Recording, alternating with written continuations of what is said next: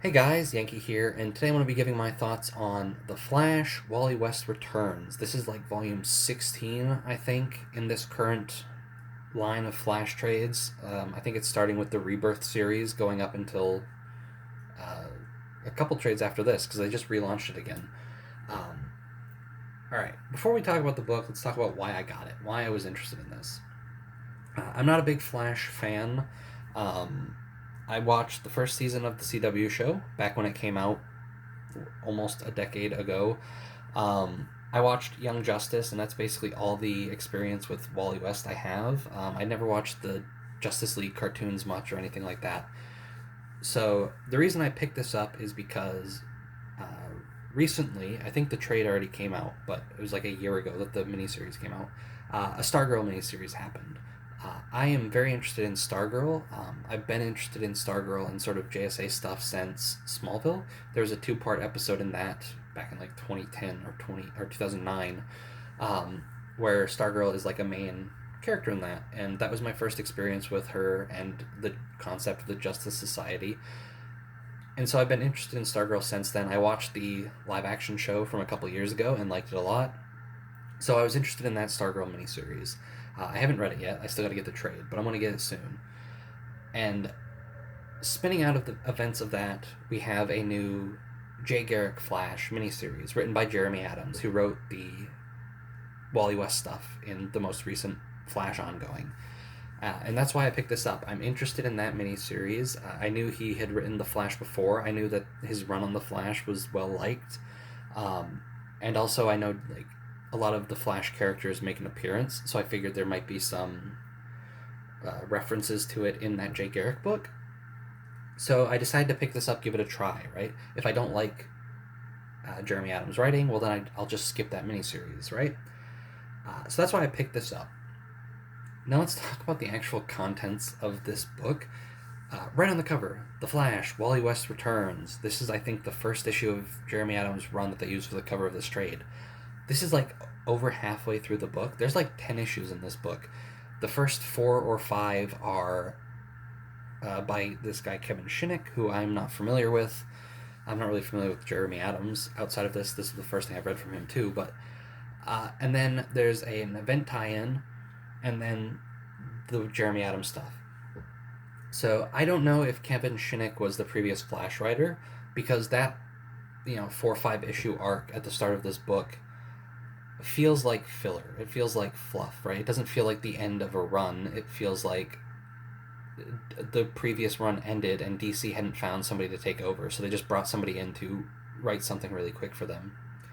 Um, so no offense to that guy, but I wasn't. I didn't enjoy the first 5 issues of this very much.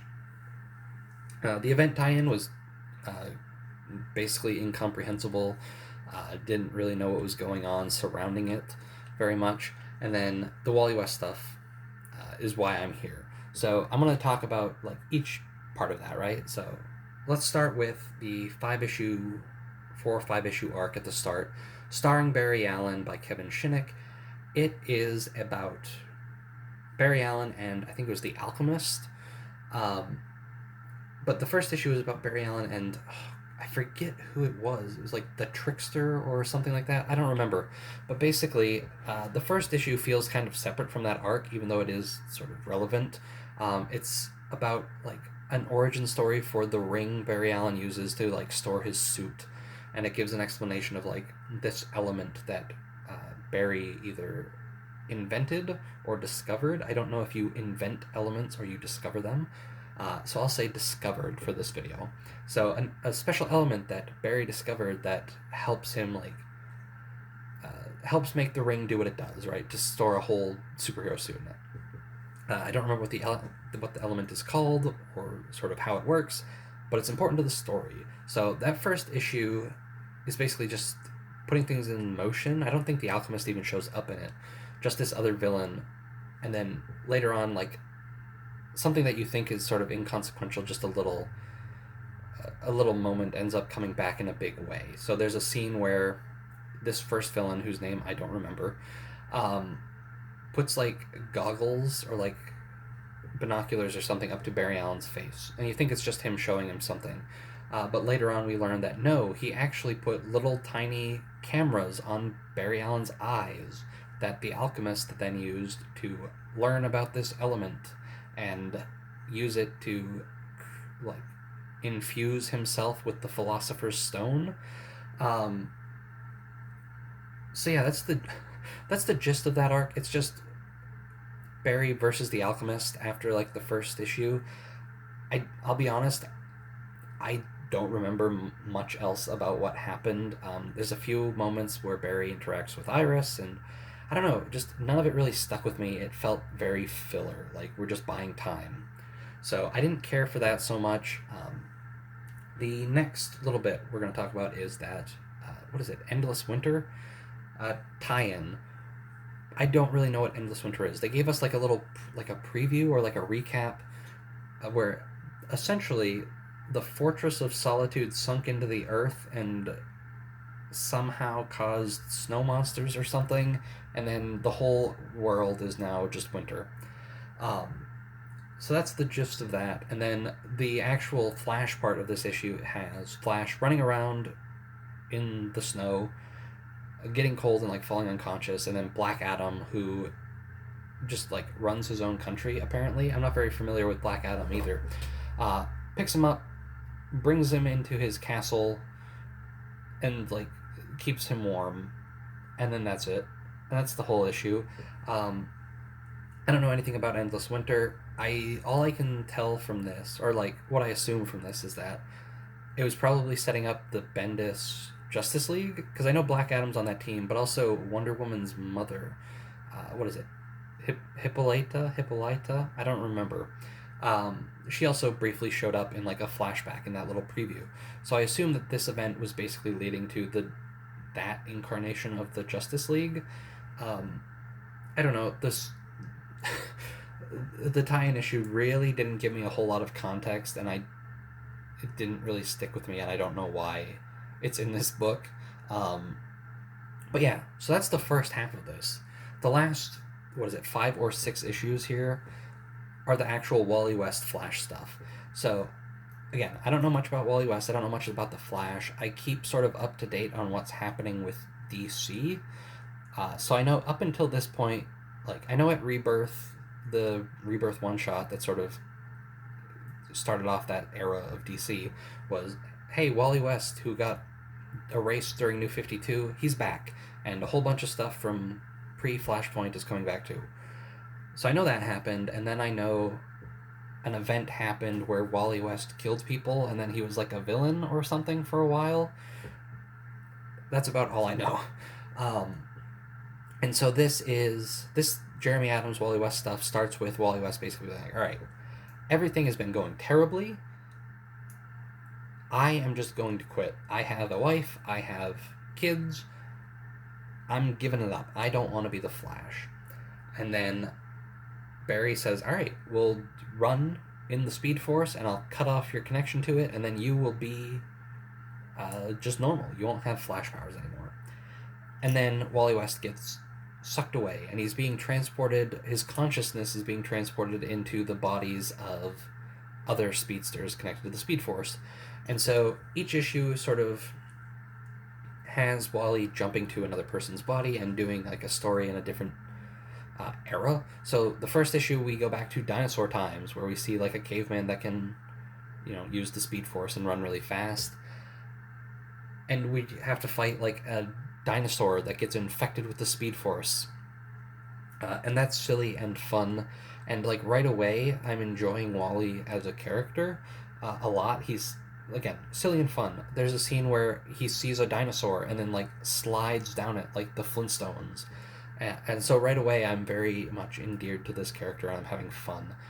So the first issue is in dinosaur times. The second issue is in the future, where he takes over Bart Allen's body, and we meet a character who I had never heard of, Gold Beetle, who is I don't know, some way related to Booster Gold and Blue Beetle. I think I saw an image where she's like 3 or 4 generations away, and eventually they just, like, I don't know if she's a direct descendant of the both of them, or if it's just like mantle passes that eventually led to her taking on both.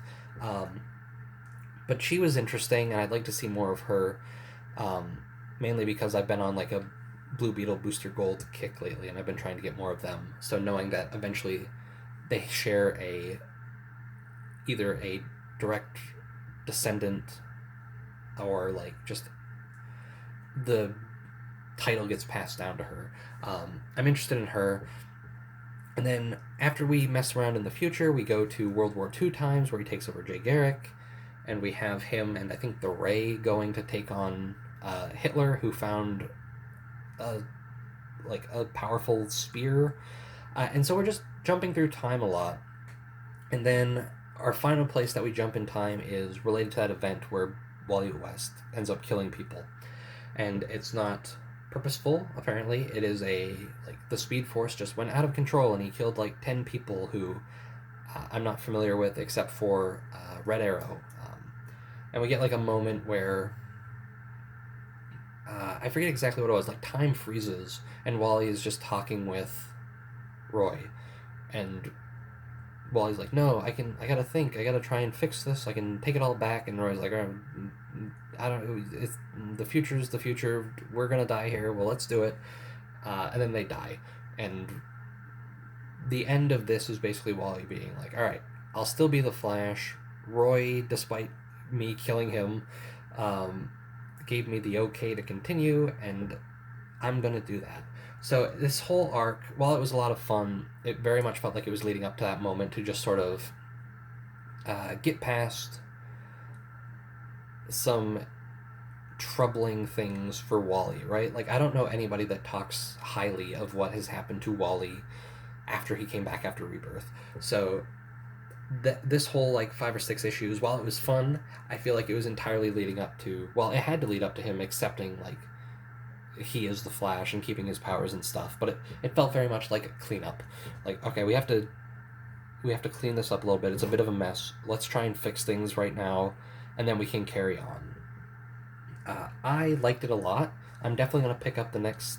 I think it's only 3 or 4 trades this whole run, and I think only 2 or 3 are out now. I'm definitely interested in continuing. I thought it was a lot of fun. The first half of this book was kind of a slog to get through, and I just wasn't very interested. But as soon as we got to the Jeremy Adams stuff, it took off running. As soon as we get sent back, to caveman times, and there is a dinosaur running at super speed, it gets silly and fun in a lot of ways I want out of a comic book. So yeah, it was really good. I want to get into more of it. I want to read the whole run because it's kind of short. It's only like what 30 or 40 issues that he wrote. But yeah, I'm definitely going to keep an eye on Jeremy Adams too because I did like this and I want to read more. I know he's doing Green Lantern now, and I've been kind of interested in reading Green Lantern stuff too. So if I finish this run and I still enjoy it, maybe I'll check out his Green Lantern in the future as well. But yeah, those are my thoughts on The Flash, Wally West Returns. Pretty good. I want to keep reading. So anyway, thanks for watching, and I'll see you guys next time.